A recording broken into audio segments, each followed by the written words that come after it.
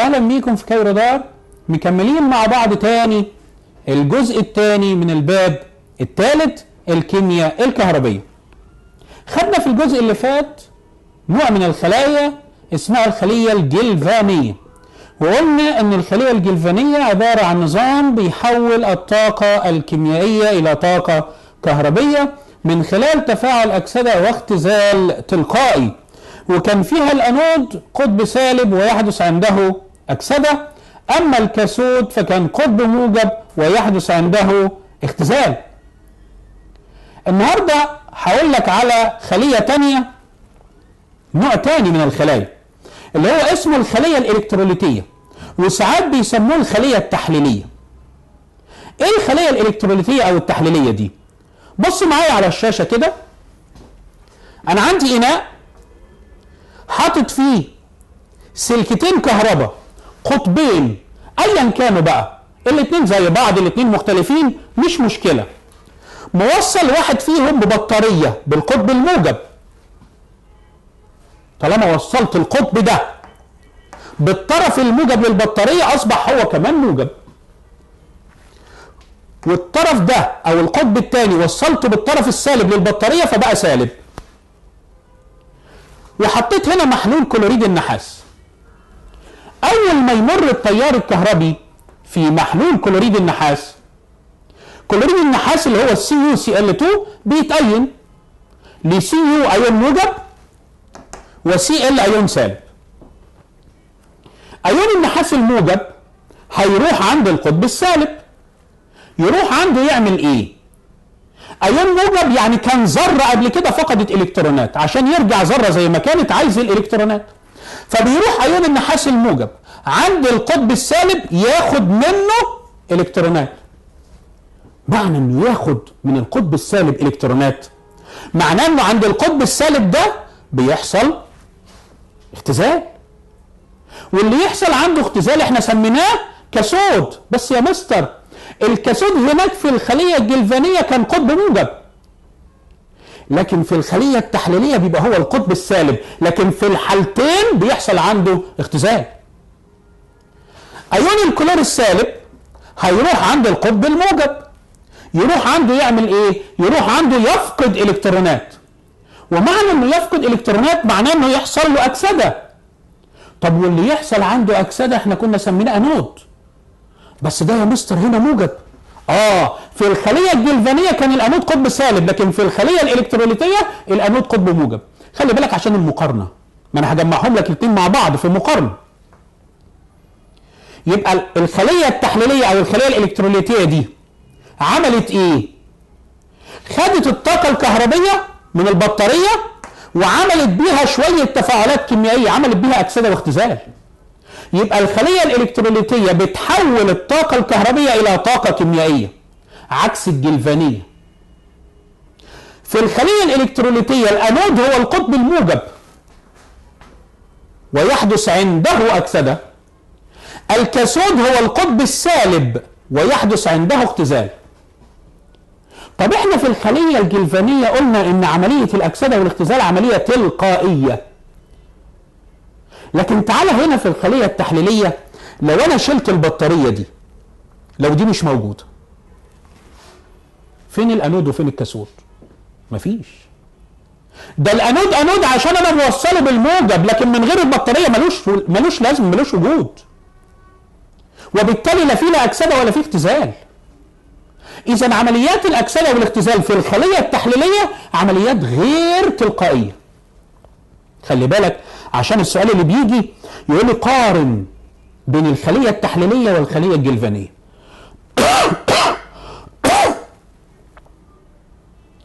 الخلية الجلفانية كانت بتحول الطاقة الكيميائية إلى كهربية، أما التحليلية اللي احنا بنتكلم عنها تحول الطاقة الكهربية إلى كيميائية. الأنود في الخلية الجلفانية كان قطب سالب ويحدث عنده أكسدة، في الخلية التحليلية الأنود قطب موجب وبرضه يحدث عنده أكسدة. الكاثود هناك في الخلية الجلفانية كان قطب موجب ويحدث عنده اختزال، هنا قطب سالب ويحدث عنده اختزال. لكن الفرق كمان بين الاثنين ان في الخلية الجلفانية الاكسدة والاختزال تلقائي، لكن في الخلية التحليلية الاكسدة والاختزال غير تلقائي. مهمة جدا مهمة جدا. قارن بين الخلية الجلفانية والخلية التحليلية أو الإلكتروليتية. يبقى لما مر تيار كهربي في محلول كلوريد النحاس، كلوريد النحاس اتأين أهي إلى أيونات نحاس موجب وأيونات كلور سالب. أيون النحاس الموجب بيروح عند القطب السالب ياخد إلكترونات، يعني يحصل له اختزال ويتحول إلى نحاس. أيون الكلور السالب بيروح عند القطب الموجب يفقد إلكترونات ويتحول إلى غاز الكلور. خلاص، وادي التفاعل الإجمالي اللي حصل اهو.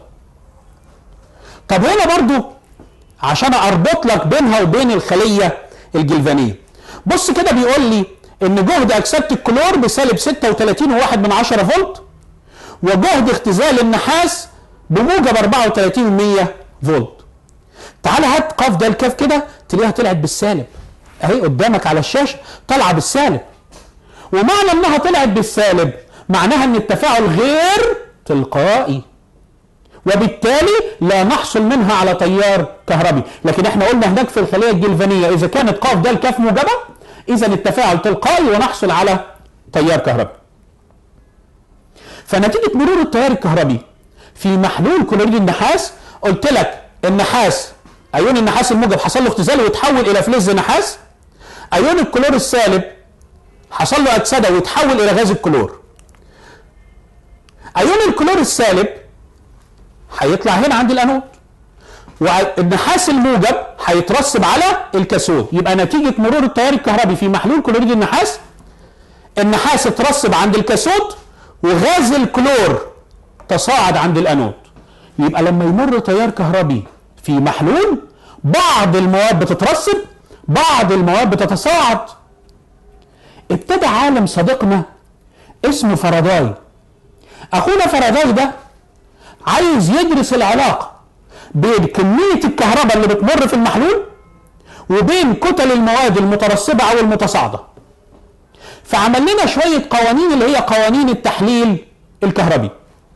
القوانين دي في عندك قانونين. القانون الاول لفاراداي بيقول ايه؟ بيقول لك تتناسب كتل المواد الناتجه من التحليل الكهربي تناسبا طرديا مع كميه الكهربيه المره في المحلول.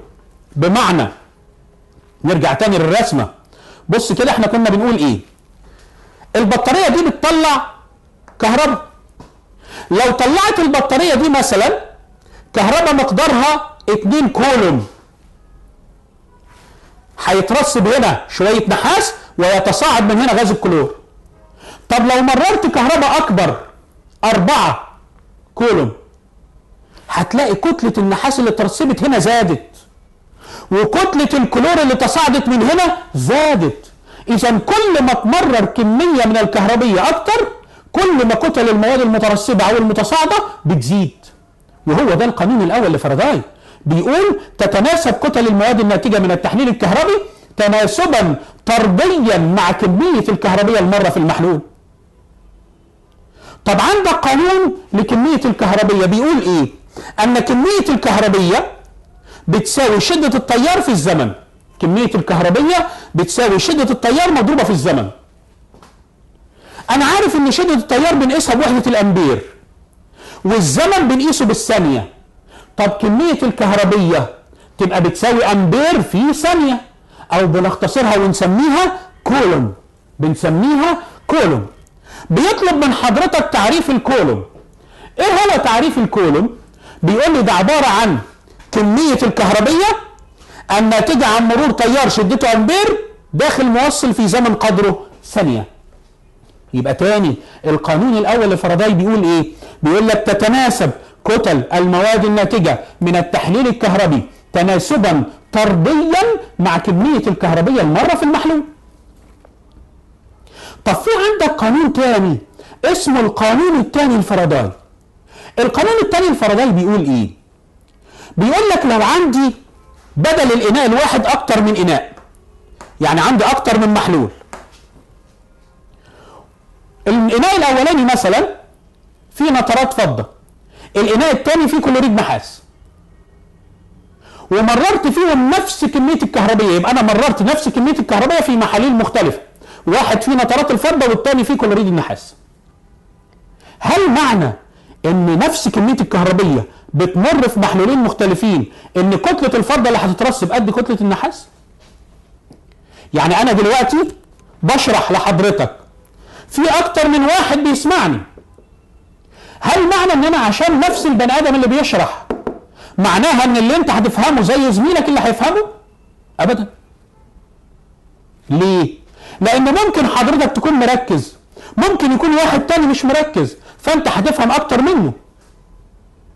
فبرضه مش معنى ان نفس كميه الكهربيه بتمر في محاليل مختلفه ان كتل المواد المترسبه هتبقى قد بعضها، لا.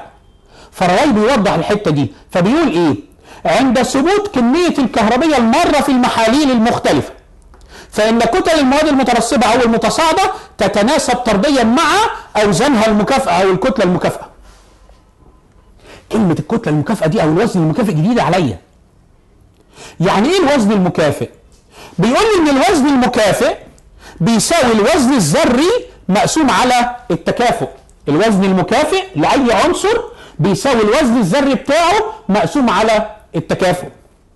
يعني مثلا لو قلنا الالومنيوم عدد الكتلي 27 او الوزن الذري بتاعه 27 وتكافؤ الالومنيوم ثلاثي، اقول لك هات لي الوزن المكافئ بتاعه، فاقسم الوزن الذري اللي هو العدد الكتلي 27 على التكافؤ 3 يطلع ب9، ده الوزن المكافئ. انا هنا مدي لك مثال بقول لك ايه؟ ان الكتله المكافئه او الوزن المكافئ للنحاس بيساوي الوزن الذري بتاعه 63.5 على تكافؤ النحاس ثنائي تطلع 31.75%. فالراجل اللي اسمه فاراداي ده بيقول ايه؟ بيقول في القانون الثاني ان لو مررت نفس كميه الكهربيه في عده محاليل فان كتل المواد الناتجه تتناسب طرديا مع اوزانها المكافئه. وقلنا يعني ايه كلمه وزن مكافئ؟ يعني الوزن الذري مقسوم على التكافؤ. ما فيهاش مشكله، سهله وجميله. نرجع تاني للي عمله فاراداي. فاراداي لما مرر كميه من الكهربيه 1 كولوم في محلول نترات الفضه لقى ان ال1 كولوم من نترات الفضه بيرسب الرقم ده 8 3 وحيد صفرين علامه جرام. العلامه هنا معموله مش صح، يعني العلامه هنا بعد الصفرين دول. طب قال لي الوزن المكافئ للفضه كام؟ الوزن المكافئ للفضه حوالي 108. ليه؟ لان الوزن الذري بتاعها 108 على تكافؤ الفضه احادي تطلع 108. فال1 كولوم بيرسب كميه من الكهربيه دي. طيب عشان ارسب الوزن المكافئ للفضه، عشان ارسب 108 جرام فضه محتاج لكميه كهربيه قد ايه؟ لما نضرب طرفين في وسطين، يعني انا اعملها كده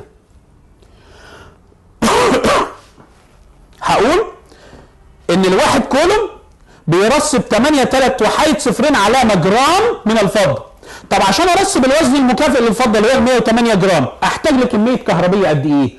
اضرب طرفين في وسطين هتلاقيها بتساوي 96500 كولوم.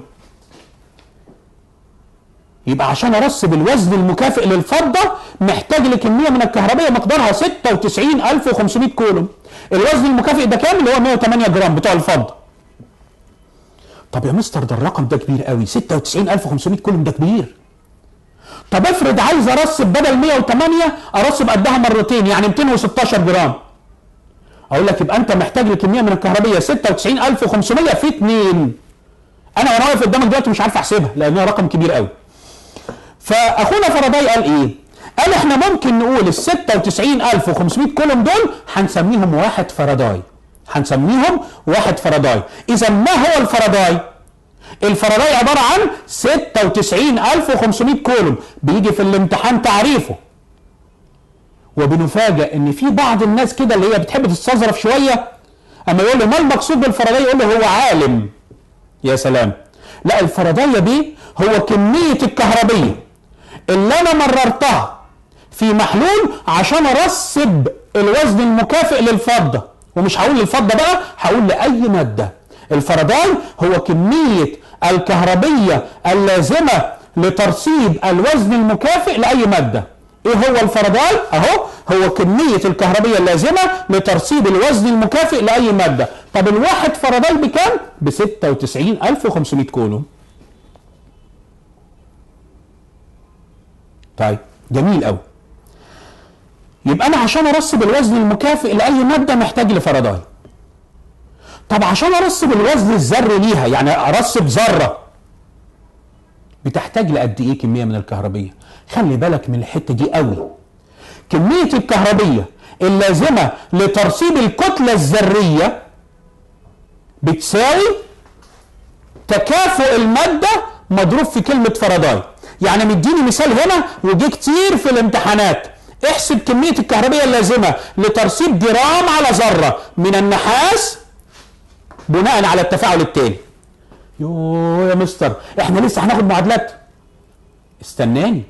عشان ارسب جرام على ذره او ذره جراميه او وزن الذره مقدر بالجرام، بحتاج لكميه من الكهرباء بتساوي التكافؤ بتاع العنصر اللي انت هترسبه مضروب في كلمه فرضاي. يعني لو عنصر تكافؤ احادي يبقى 1 فرضاي، عنصر تكافؤ ثنائي يبقى 2 فرضاي، عنصر تكافؤ ثلاثي يبقى 3 فرضاي. طب امال المعادله دي ليه؟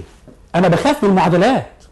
لا ده انت راجل بتدرس كيمياء، مفيش حاجه اسمها خاف من المعادلات. المعادله دي مديها لك علشان تعرف منها التكافؤ. ليه؟ لان احنا كنا بنقول ان التكافؤ هو عدد الالكترونات التي تفقدها او تكتسبها الذره. فهنا ايون النحاس الموجب اكتسب 2 الكترون عشان يتحول لنحاس، اذا النحاس هنا تكافؤه كام؟ ثنائي. يبقى كميه الكهرباء اللي انت محتاجها قد ايه؟ 2 فرضاي. طب لو عنصر تكافؤ ثلاثي يبقى 3 فرضاي. طب جه في امتحان جاب دي، احسب كميه الكهرباء اللازمه لترسيب جرام على ذره من النحاس، ومديني المعادله، فانا بصيت على عدد الالكترونات قلت هو ده التكافؤ، ف2 مضروبه بكلمه فرضاي بقت 2 فرضاي. وقال لي وتساوي نقط كولوم. كان ايام ما كان بيجي اكمل، طبعا دلوقتي مفيش اكمل. طب عشان احول من فرضاي لكولوم، احنا قلنا ان الفرضاي الواحد ب 96500 كولوم، وهم 2 فرضاي يبقى 2 في 96500. خلي بالك من الحاجات دي بتيجي في الامتحانات كتير جدا.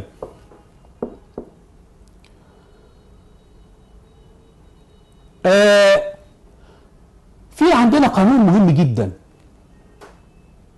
اللي هو بيقول ايه؟ بيقول لك ان كتلة المادة المترسبة، انا مش عايزك تقعد كده تسمعني بس، انا عايزك تمسك ورقة وقلم وتكتب معايا.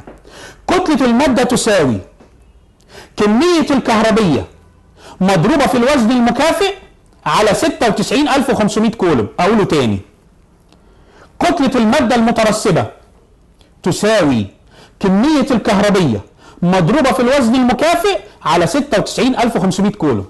انا لما بتجيني مسألة الباب الثامن دي انا بفرح جدا. لما بتيجي في الامتحانات انا بفرح جدا. ليه بعرف ان الامتحان سهل؟ لان مسألة الباب الثامن دي هي بتتحل بخطوتين قانونين، وساعات احتاج لواحد ثالث هقول لك عليه. زي المثال اللي قدامك، تعال بص معايا على الشاشة. احسب كمية الكهربية اللازمة لترسيب 2.4 جرام من النحاس عند التحليل الكهربي لمحلول كبريتات النحاس، ومدين النحاس سي يو ب 63.5. 63.5. طيب لما يجيب لي المسألة بتاعت الباب الثامن دي افرح جدا. اول حاجة اعملها اقول الوزن المكافئ يساوي. الوزن المكافئ بتحسبه ازاي؟ قلنا بنقسم الوزن الذري على التكافؤ. الوزن الذري اللي هو مديهولي هنا 63.5 على تكافؤ النحاس، بص عليه هنا اهو هتلاقي النحاس ثنائي، يبقى 63.5 على الاثنين اللي هي 31.75. خلاص؟ اول خطوه بعملها في مساله الباب الثامن دي ان انا بحسب الوزن المكافئ او الكتله المكافئه زي ما قدامك على الشاشه. طب الوزن المكافئ بيساوي ايه؟ بيساوي الوزن الذري على التكافؤ. الوزن الذري اللي هو بيديهولي علما بان النحاس سي يو ب 63.5 خلاص على التكافؤ بتاع النحاس ثنائي يطلع 31.75. بعد ما قلت الوزن المكافئ اكتب القانون اللي انا قلته لك من شويه اللي هو كتله الماده المترسبه تساوي كميه الكهربيه في الوزن المكافئ على 96500. كتله الماده المترسبه اللي هي 2.4 جرام تساوي كمية الكهربية، ده المجهول بتاعي ده اللي أنا عايزه، في الوزن المكافئ اللي انا طلعته اهو على 96500. اعملها قانون حساب، قانون رياضة سهل قوي. تاني، اول ما بتجيلي دي على طول اروح كاتب الوزن المكافئ يساوي الوزن الذري على التكافؤ، احسبه، وبعدين القانون اللي بعديه على طول اللي هو كتلة المادة تساوي كمية الكهربية في الوزن المكافئ على 96500. تعال نشوف برضه يمكن المثال الثاني. احسب كتلة كل من الذهب والكلور الناتجين من امرار 10000 كولوم من الكهربية في محلول مائي من كلوريد الذهب، علما بأن التفاعلات التي تحدث هي كذا وكذا. مديني المعادلات ومديني كمان الوزن الذري بتاع الذهب وبتاع الكلور. عايز كتلة الذهب وكتلة الكلور، يعني كأن عندي مسألتين، مرة هعمل المسألة للذهب ومرة هعملها للكلور. على طول أجيب الوزن المكافئ. بص هنا كده، الوزن المكافئ للذهب بيساوي الوزن الذري على التكافؤ، الوزن المكافئ للكلور الوزن الذري على التكافؤ. بعد ما جبت الوزن المكافئ اكتب القانون اللي انا قلت لك عليه اللي هو كتلة المادة تساوي كمية الكهربية اللي هي 10000 كولوم مضروبة في الوزن المكافئ اللي حضرتك طلعته بتاع الذهب اهو على 96500. يطلع كتلة الذهب 6.8 جرام. طب اعمل نفس القصة بالنسبة للكلور. كتلة المادة تساوي كمية الكهربية اللي هي 10000 كولوم مضروبة في الوزن المكافئ بتاع الكلور اهو 35 و45% على 96500. يطلع كتلة الكلور 3.67 جرام. مسائل سهلة جدا بتتحل بقانونين. طب انت قلت في الاول قانونين وممكن احتاج لواحد ثالث. احتاج لواحد ثالث ايه؟ لو جه في المسألة يقول لي احسب الزمن او احسب شدة التيار، فانا بمشي مسألتي عادي، اجيب اول حاجة الوزن المكافئ، بعد كده القانون الثاني على طول اللي هو كتلة المادة تساوي، احنا كنا بنقول كتلة المادة تساوي كمية الكهربية في المكافئ على 96500. لا انا هشيل كلمة كمية الكهربية دي واحط بدلها القانون بتاعها كمية الكهربية بتساوي شدة التيار في الزمن. كمية الكهربية بتساوي شدة التيار في الزمن بس، وعوض عادي خالص. تعال شوف مسألة اهي. ما كمية التيار الكهربي بالكولوم اللازمة لفصل 6.5 جرام من الحديد من محلول كلوريد الحديد الثلاثي، علما بأن الحديد اف اي ب 55 و86%، والتفاعل عند الكاثود بيديله معادلة اف اي موجب 3 زائد 3 اي تبقى اف اي. برضو نفس الخطوات، بقول الوزن المكافئ يساوي الوزن الذري على التكافؤ، بعد كده القانون بتاعي اللي هو كتلة المادة يساوي كمية الكهربية في الوزن المكافئ على 96500. في مسائل تاني برضو اهي حاسبها لك، انت هتحاول بقى تمشي ايدك فيها علشان احنا قلنا. لكن اهم من كده في تطبيقات الخلية التحليلية. تطبيقات الخلية التحليلية يعني بنستفيد منها في ايه؟ تطبيقات الخلية التحليلية عندك هنا تطبيقين. اول واحد عملية اطلاء الكهربي. يعني ايه كلمة اطلاء؟ احنا هنا معرفين لك عملية اطلاء بنقول ايه؟ هي عملية تكوين طبقة رقيقة من فلز معين على سطح فلز اخر. يعني المقابض بتاعة البيبان تبص تلاقي شكلها عامل زي الذهب، لكن هي مش ذهب، ده حديد عادي وحديد تعبان كمان، لكن مغطيين سطحها بطبقة خرسين عشان تديها الشكل اللامع. لما بتروح مثلا تشتري شكمانات للعربية، الشكمان اللي بيطلع منه الدخان ده، الشكمان تبص تلاقيه لونه فضي بيلمع. ليه؟ لأنه متغطي سطحه بطبقة خرسين. فعملية اطلاء معناها ان انا بغطي سطح فلز بطبقة من فلز تاني. ليه بقى؟ ايه اهمية اطلاء؟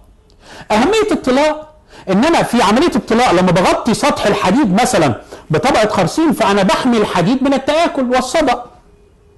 يبقى أهمية الطلاء منع تآكل المعادن والصدى. لكن الحاجة التانية الأهم إن أنا بدي للفلز قيمة أكبر من قيمته الحقيقية. بدي للفلز أو بدي للمعدن قيمة أكبر من قيمته الحقيقية. يعني مثلا في اللي هو الذهب الصيني. الذهب الصيني دوت بيتهيألي مش ذهب حقيقي، يعني صفيح بتاع، لكن متغطي سطحه بقشرة من الذهب، علشان لو انت شفته او انا شفته افتكر ان هو ذهب فبيعهولك غالي، يبقى انا اديته قيمه اكبر من قيمته. ازاي؟ بعمليه الطلاء. يبقى الطلاء معناها ان انا بكون طبقه رقيقه من فلز على سطح فلز اخر. ليه؟ بهدف حمايته من التآكل والصدى واكسابه قيمه اكبر من قيمته. طب الحته دي لما بيجي سؤالها في الامتحان بيقول لك اشرح مع الرسم خطوات طلاء ملعقه من الحديد بطبقه من الفضه. ازاي تطلي معلقه حديد بطبقه فضه؟ تعال بص على الشاشه كده، شوف احنا عاملينها لك ازاي. بجيب اناء واجيب المعلقه الحديد او الحاجه اللي انا عايز اطليها، هنا كاتبين ابريق اهوت، واوصله في البطاريه بالقطب السالب، اوصله بالكاثود فيعتبر كاثود. طب عايز تطليها بايه بقى؟ يبقى الجسم اللي انا عايز اطليه، الجسم المراد طلاؤه ده انا بوصله في الكاثود. عايز تطليها بايه؟ عايز اطليها بالفضه. خلاص، يبقى هجيب الانود بتاعي ساق من الفضه، والمحلول اللي بينهم اي حاجه فيها فضه، نترات فضه. عايز اطليها بالذهب، يبقى هجيب هنا الانود ساق من الذهب والمحلول اي حاجه فيها ذهب. عايز اطليها بالنحاس، يبقى هجيب ساق من النحاس والمحلول اي حاجه فيها نحاس. خلي بالك خلي بالك، الحاجات دي بتيجي في اختار.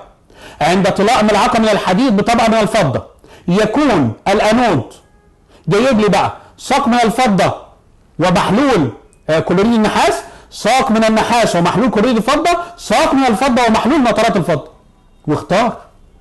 انت عايز تطليها بايه؟ عايز اطليها بالفضه، يبقى لازم المحلول يكون فيه ايونات فضه. عايز اطليها بالنحاس، يبقى لازم المحلول فيه حاجه فيها نحاس، ايونات نحاس. بعد ما كونت الخليه بتاعتي كده، اول ما بوصل التيار الكهربي، ازاي بقى عمليه الطلاء بتتم؟ محلول نترات الفضه ده هيتأين اهو، ادي الاي جي ان او 3، لما بيمر فيه التيار بيتأين لاي جي ايون موجب وان او 3 ايون سالب.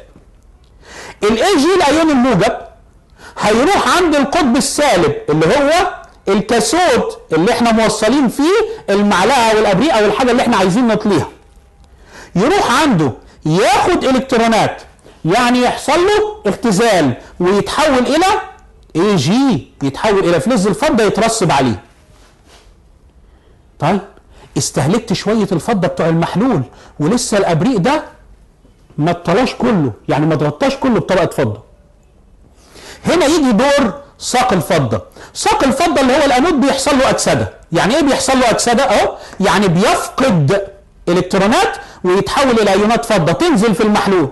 يعني ساق الفضه ده بينزل منه ايونات فضه، تنزل في المحلول تلاقي ايون النترات ال NO3 تقوم تتحد معاه وترجع تاني نترات فضه.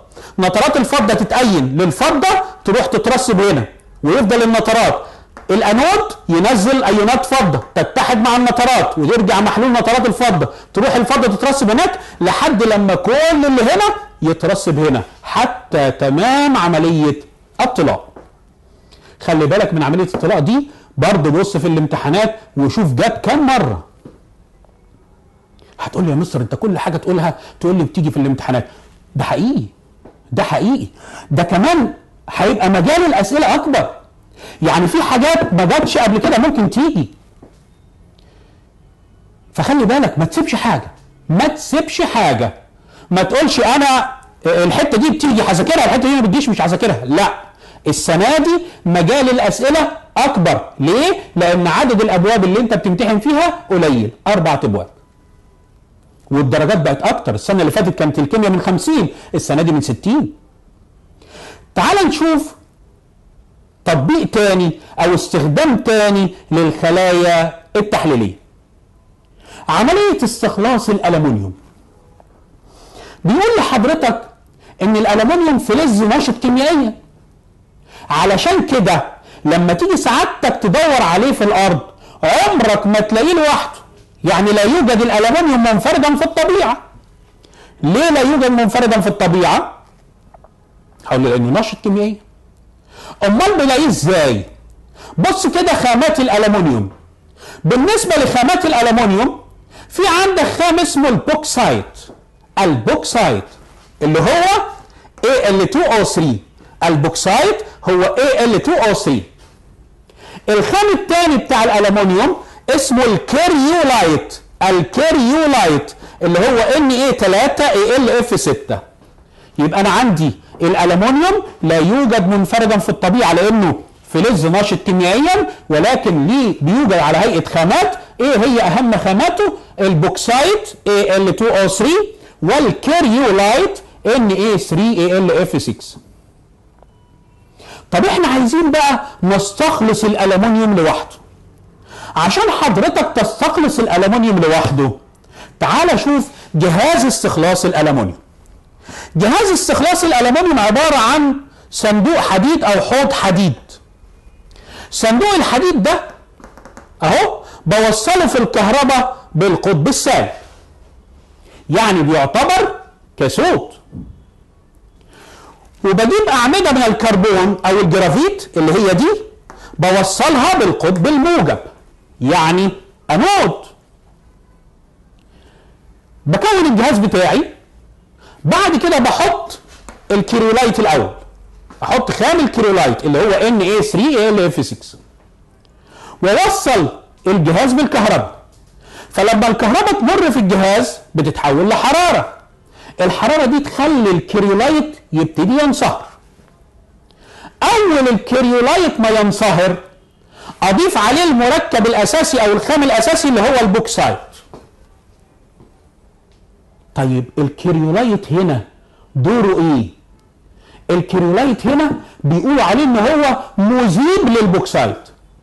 عارف زي ما حضرتك تجيب حته تلج وتحطها في كوبايه، لو حطيت حته التلج في الكوبايه هتاخد وقت على ما تسيح، فبحط انا في الكوبايه دي شويه ميه واحط فيها التلج فالتلج يسيح بسرعه. يبقى الميه بالنسبه لي مذيب للتلج، خلت التلج يسيح بسرعه. فانا في الاول حطيت الكيريولايت ووصلت الجهاز. اول الكيريولايت ما انصهر حطيت البوكسايت، بس البوكسايت عشان ينصهر محتاج لحراره عاليه قوي، فبنضيف كمان مركب اسمه الفلورسبار. الفلورسبار اللي هو رمزه CaF2. الفلورسبار CaF2 فلوريد الكالسيوم. الفلورسبار. طب ايه دور الفلورسبار هنا؟ الفلورسبار بيقول عليه ماده صهاره. يعني ايه ماده صهاره؟ يعني بتقلل من درجه انصهار البوكسايت. بقول لك هنا من 2045 ل 950 درجه مئويه. يبقى علل يضاف الفلورسبار على البوكسايت والكيريولايت هقول لخفض درجه انصهار البوكسايت. بس الكلام ده كان زمان. دلوقتي بقوا يستخدموا بدل الكيريولايت والفلورسبار اللي هيخلي البوكسايت يسيح، بيستخدموا بداله خليط من فلوريد الصوديوم والكالسيوم والالومنيوم. وده السؤال ده جه مره واحده بس سنه 2006، كان بيقول لي علل يستعاض حاليا عن الكيريولايت والفلورسبار بخليط من املاح فلوريد الصوديوم والكالسيوم والالومنيوم. هقول له لان الخليط اللي انت قلت عليه ده بتاع فلوريد الصوديوم والكالسيوم والالومنيوم بيعمل مع البوكسايت مخلوط ليه درجه انصهار منخفضه. يبقى بدل الكيريولايت والفلورسبار لا بقيت استخدم خليط من املاح فلوريد الصوديوم والكالسيوم والالومنيوم. ليه؟ لان هم بيكونوا مع البوكسايت مخلوط له درجه انصهار منخفضه. فالمهم لما بقى هيبتدي البوكسايت Al2O3 ينصهر بيتأين ل Al ايون موجب والO ايون سالب. الالومنيوم الموجب ايونات الالومنيوم الموجب هتروح عند القطب السالب اللي هو مين؟ صندوق الحديد. تروح تعمل ايه؟ الالومنيوم الموجب هيروح يكتسب الكترونات، ومعنى يكتسب الكترونات يعني يحصل له اختزال ويتحول الى فلز الالومنيوم ويخرج من هنا. ادي فتحه خروج الالومنيوم. ناخد الالومنيوم ده ونعمله او نعيد تشكيله، تعمل منه حله وطبق والكلام ده. اما ايونات الاكسجين السالبه فهتروح عند القطب الموجب اللي هي اعمده الكربون، تروح تعمل ايه؟ هتروح تفقد الكترونات. تفقد الكترونات يعني يحصل لها اكسده عند القطب الموجب اللي هو الانود، ولما تفقد الكترونات تتحول الى غاز الاكسجين. غاز الاكسجين وانت بتقول اعمده كربون، فالاكسجين يتفاعل مع اعمده الكربون ويحولها الى ثاني اكسيد الكربون، وبالتالي اعمده الكربون دي بتحصل لها عمليه تآكل، وعلشان بيحصل لها تآكل لازم تتغير كل فتره. عشان كده برضو في سؤال علل بيقول لي علل يلزم تغيير اعمده الكربون في جهاز استخلاص الالومنيوم كل فتره. اقول له لان الاكسجين المتصاعد يتفاعل معها ويسبب تآكلها. التطبيقات بتاعتها جميله، بتاعت الخليه التحليليه. خدنا اسئله كتير على الخليه التحليليه، شفنا ازاي اعمل مقارنه بين الخليه التحليليه والخليه الجلفانيه، شفنا ازاي نحل مسائل على قوانين فاراداي، سواء كان القانون الاول اللي هو كميه الكهرباء بتساوي شده التيار في الزمن، او القانون الثاني اللي هو بيقول يتناسب كتل المواد الناتجه عند مرور نفس كميه الكهرباء في عده محاليل تناسبا طرديا مع اوزانها المكافئه. قلت يعني ايه كلمه وزن مكافئ؟ قلت لك القانون اللي بحل بيه اللي هو كتله الماده تساوي كميه الكهربيه في الوزن المكافئ على 96500. عرفت يعني ايه كلمه فاراداي، مش العالم فاراداي، يعني ايه هو الفاراداي؟ وقلنا هو كميه الكهربيه اللازمه لترسيب الوزن المكافئ لاي ماده وتساوي 96500 كولوم.